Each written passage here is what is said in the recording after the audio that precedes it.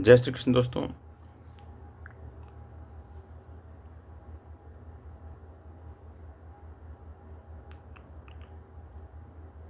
मैं एक बार फिर आप सबों का स्वागत करता हूं।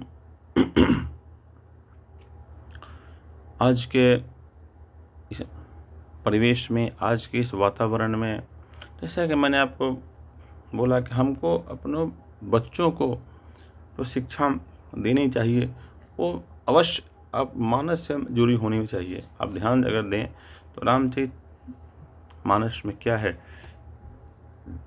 आजकल हम टीवी डिबेट्स पर देखते हैं, न्यूज़ देखते हैं, फेसबुक पर लोगों का पोस्ट भी देखते हैं।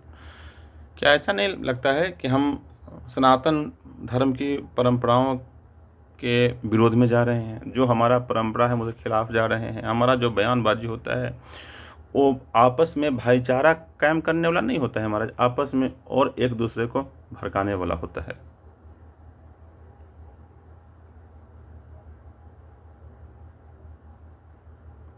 मेरे प्रभु, मैं मुस्लिम भाई बहन जो हैं, धर्मगुरु, उनसे भी मैं आग्रह करता हूँ, और अपने जो हम लोग के जो आचार्य हैं उनसे तो मैं बोलता ही रहता हूँ। उन लोग तो खैर ऐसे बहुत ज़्यादा भड़काऊ बोलते भी नहीं हैं, लेकिन जो भी ऐसे अगर भड़काऊ कोई भाषण दे हमारे हिंदू भाई बहन, उन सबको मैं ये बात अच्छी तरह बोलता हूँ, क्यों नफ़रत की आग में देश को जलाना चाह रहे हैं? क्या इससे लाभ होगा? आपका कुछ लाभ नहीं, आपका केवल एक लाभ होगा, आपकी अपनी सत्ता, आपकी अपनी गद्दी बरकरार रहेगी। इससे ज़्यादा आप किसी का कल्याण नहीं कर रहे हैं। हमें हमें क्या अधिकार बनता है कि हम किसी और धर्म के, मजहब के लोगों को गाली दें, उनके बारे में आप शब्द कहें? गलती हुई, इसके लिए सार्वजनिक रूप से माफ़ी मांगनी चाहिए। लेकिन जो उनके बाद जो हुआ वो और जघन्य अपराध हुआ। गंदगी, कीचड़ को कीचड़ से नहीं धोया जा सकता है। अगर किसी ने हमारे साथ अगर दुर्व्यवहार कर दिया, आप उसको सद्व्यवहार से ही खत्म कर सकते हो। भगवान बुद्ध ने कहा ना, क्राइस्ट ईसा ने कहा ना कि जब उनको सूली पे लटकाया जा रहा था तो उन्होंने कहा कि हे परमेश्वर, इन लोगों को क्षमा कर दो, ये नहीं जानते हैं कि ये लोग क्या कर रहे हैं।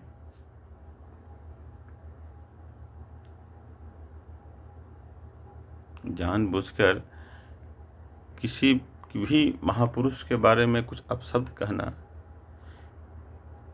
ये आपकी महानता नहीं महाराज, ये आपकी शालीनता नहीं, ये आपकी दुर्बलता को दर्शाता है कि अंदर से आप खोखले हो, अंदर से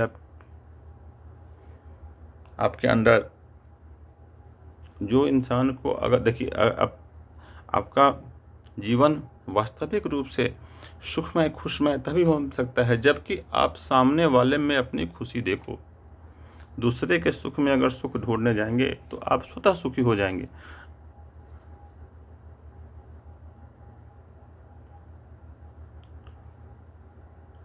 लेकिन ये जो हमारा समय अभी चल रहा है, हम ईश्वर से यही प्रार्थना करते हैं। देखिए परमात्मा, हालांकि ये तो हम लोगों के ग्रंथ में पहले से लिखा हुआ है, मानस के उत्तरकांड में आप देखें तो पहले से ही लिखा हुआ है। इंसान आज के दिन में क्या हो रहा है, इंसान का सबसे बड़ा दुश्मन इंसान है। ध्यान देखिए, मनुष्य का सबसे बड़ा दुश्मन मनुष्य ही है। जानवर का कोई दुश्मन नहीं है, मनुष्य मनुष्य का दुश्मन है। किसी ने यह कह दिया, मार दो। ये एक बहुत गलत कल्चर डेवलप हो गया अपने देश में महाराज। आम नागरिकों से बोलता हूँ, और जितने भी हिंदू, मुस्लिम, सिख भाई बहन जो भी हैं, आप आगे आइए। इस घटना की आपको निंदा करनी चाहिए और दोबारा हमारे देश में ऐसी कोई घटनाएं नहीं हो, नहीं नुपुर शर्मा वाले जैसे कोई वक्तव्य आने चाहिए, न उदयपुर या अमरावती जैसी कोई घटनाएं होनी चाहिए। इसके लिए हम सब हिंदू मुसलमान भाइयों को एक मंच पे आना होगा। इस सत्य को कबूल कीजिए। आपका अगर आप मस्जिदों में जाते हैं, आपका कुरान कहता है ना कि अल्लाह एक है, आप उसको मानिए। उस एक में क्या हम नहीं हो सकते? अरे इस तरह हमारा भगवान ने कहा कि ईश्वर एक है, तो क्या उस एक में हम उनकी संतान नहीं हो सकते? आप नहीं हो सकते? इस सत्य को कबूल कर लीजिए, नहीं तो इसका परिणाम नाश नाश और केवल नाश होगा, केवल नाश ही होगा, मतलब कुछ नहीं होगा इसके आगे। इतिहास भरा पड़ा है, पांडवों ने, कौरवों ने, रावणों ने, जितनों ने भी श्रेष्ठता साबित करने की कोशिश की कि मैं श्रेष्ठ हूँ, सब के सब मिट्टी में मिल गए महाराज, सब के सब मिट्टी में मिल गए। और खास तौर पे वो जिसने ऐसा करने के लिए बल का प्रयोग किया, बल धन का भी हो सकता है, बल तप का भी हो सकता है, बल विद्या का भी हो सकता है, बल रूप का भी हो सकता है, बल तकनीक का भी हो सकता है, अनेक अनेक प्रकार के बल होते हैं।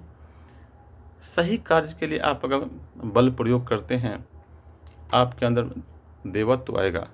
गलत कार्य को बढ़ावा देने के लिए आप अगर बल प्रयोग करते हैं, आपके अंदर असुरत्व की भावना ज़्यादा आएगी, राक्षसी वृत्ति आपके अंदर ज़्यादा आएगी।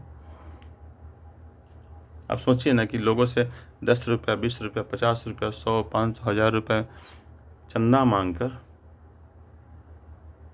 क्या काम करते हो यार?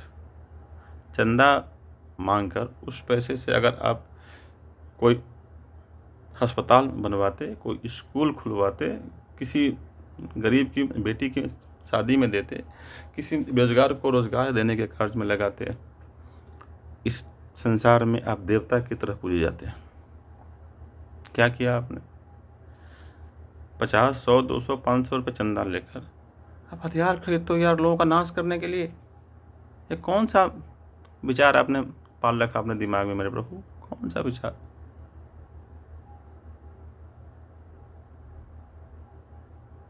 हे मेरे भाई बहन, मैं हाथ जोड़कर आप सबों से प्रार्थना कर, आपस में प्रेम कीजिए, आपस में प्रेम कीजिए।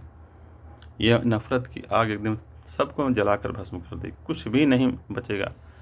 अगर नहीं सुधरेंगे तो आप हमारी हमारी ज़िंदगी तो जितना बीतना था बीता, जो शेष है 15, 20, 25 वर्ष, 30 वर्ष जो भी ईश्वर ने रखा हो, उसके बाद जो समय आने वाला है वो इतनी विपरीत परिस्थिति की हो जाएगी जिसका आप अंदाज़ा भी आज नहीं लगा सकते।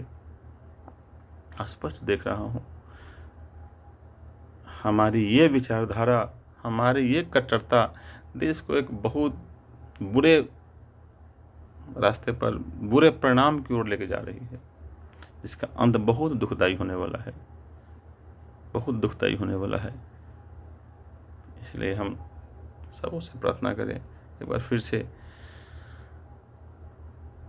जो अब तक हुआ उसको भूल जाइए, ऐसे किसी भी घटना की पुनरावृत्ति नहीं हो।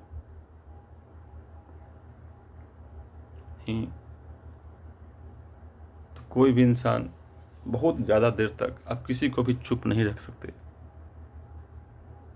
बस मैं इतना ही बोलूँगा, शांति रखिए।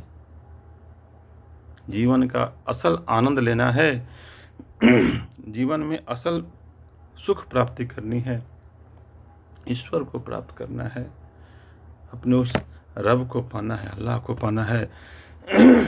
शांति के रास्ते पर लौटिए। हमारा रामायण अशांत रहने के लिए नहीं कहता, उनका कुरान भी अशांत रहने के लिए नहीं कहता। गलत व्याख्या करते हैं लोग कुरानों का महाराज। कुरान अशांत करने की प्रवृत्ति देता है, नहीं, रामायण आपको अशांत रहने की सीख देता है। अशांत, क्रोध, गलत प्रवृत्ति, कट्टरता, ये हमारे दिमाग में कट्टरवादियों के द्वारा भर दिया जाता है। इससे बचने की आवश्यकता है, इससे बचिए।